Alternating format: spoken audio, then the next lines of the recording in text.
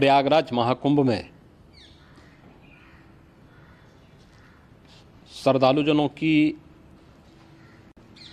भारी भीड़ है। लगभग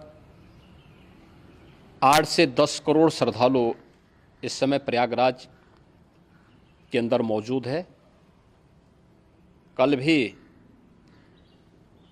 5.5 करोड़ श्रद्धालुजनों ने महाकुंभ का स्नान किया था। ये जो भारी दबाव श्रद्धालुजनों के कारण और श्रद्धालुओं के संगम नोच पर जाने के कारण वहाँ पर एक बना हुआ है, लेकिन पूरा प्रशासन मौके पे वहाँ मौजूद है। रात्रि को 1 से 2 बजे के बीच में अखाड़ा मार्ग पर, जहाँ पे अखाड़ों के अमृत स्नान के दृश्य से बैरिकेड्स भी किए गए थे, तो बैरिकेड्स को फांद करके आने में कुछ श्रद्धालु गंभीर रूप से घायल हुए हैं। उन्हें तत्काल हॉस्पिटल में पहुंचा करके उपचार आदि की व्यवस्था उनके लिए की गई है। उनमें से कुछ श्रद्धालु गंभीर रूप से घायल हैं। लगातार प्रशासन स्थानीय स्तर पर श्रद्धालुओं की सकुशल स्नान कराने के दृष्टि से रात्रि को कल सायंकाल 6:30-7 बजे से ही मौनी अमावस्या का मुहूर्त प्रारंभ होने के बाद से ही लगातार लगा हुआ है। प्रयागराज में महाकुंभ में श्रद्धालुजनों के सकुशल स्नान करने, अमृत स्नान के लिए देश भर से आए हुए श्रद्धालुजनों की व्यवस्था के लिए, उनके कुशल क्षेम के लिए आदरणीय प्रधानमंत्री जी का प्रातःकाल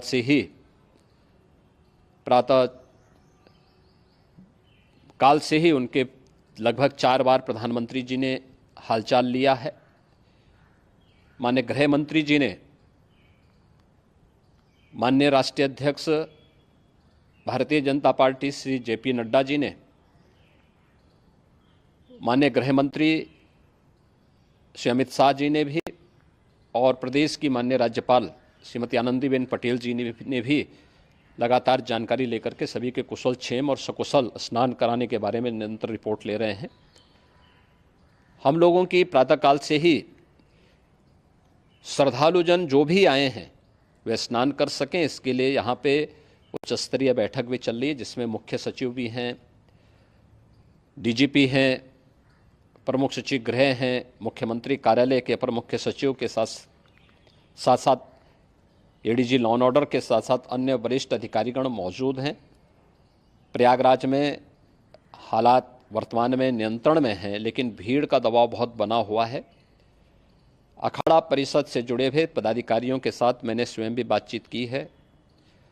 आचार्य महामंडलेश्वरों से भी, पूज्य संतों के साथ भी मेरी बातचीत हुई है, और पूज्य संतों ने बड़ी ही विनम्रता के साथ इस बात को कहा है कि नहीं, श्रद्धालुजन पहले स्नान करेंगे और फिर जब उनका दबाव कुछ कम होगा और वे सकुशल वहाँ से निकल जाएंगे, तब हम लोग स्नान करने के लिए संगम की तरफ जाएंगे। अभी पहले श्रद्धालुजनों को, चूँकि देश भर से आए हैं, तो इसके लिए उन्हें सभी अखाड़े इसके लिए सहमत हैं और सभी लोग इस व्यवस्था के साथ जुड़े हुए हैं।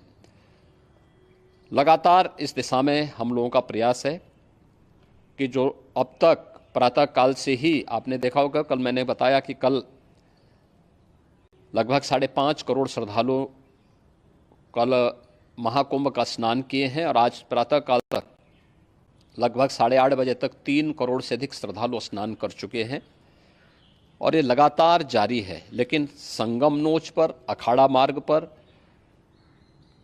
नागवासुकी मार्ग पर लगातार दबाव बना हुआ है, और वहाँ पर श्रद्धालुजनों की सुविधा के लिए भी हर प्रकार की वहाँ पर प्रशासन पूरी मुस्तैदी के साथ लगा हुआ है। और इसीलिए मेरी अपील है पूरे प्रदेशवासियों से, पूरे देशवासियों से और सभी श्रद्धालुओं से भी सभी पूज्य संतों से भी कि अफवाह पर कोई ध्यान न दें, संयम से काम लें। ये सब आयोजन सभी लोगों का है। प्रशासन उनकी सेवा के लिए पूरी तत्परता के साथ लगा हुआ है। केंद्र और राज्य सरकार पूरी मजबूती के साथ वहाँ पर हर प्रकार का सहयोग करने के लिए तत्पर है। लेकिन कोई किसी अफवाह पे ध्यान न दें। कोई भी व्यक्ति नकारात्मक अफवाह फैलाने का प्रयास करेगा, उस प्रकार से नुकसान हो सकता है।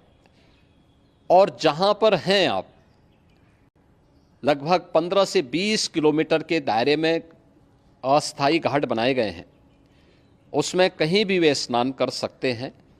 आवश्यक नहीं कि संगम नोच की तरफ ही आएं, क्योंकि भीड़ देखते हुए खासतौर पर जो बुजुर्ग हैं, बच्चे हैं, श्वास के रोगी हैं, उनको लंबी दूरी तय नहीं करनी चाहिए और जहाँ पर हैं वहीं पर आराम से पहले स्थिर होकर के कार्य करें, वहाँ पर रह करके। और जो नज़दीक के घाट हैं, उसी नज़दीक के घाट में स्नान करेंगे। सब गंगा जी के ही घाट हैं और गंगा जी के इस घाट में वही पुण्य प्राप्त होगा। ये मौनी अमावस्या है। मौनी अमावस्या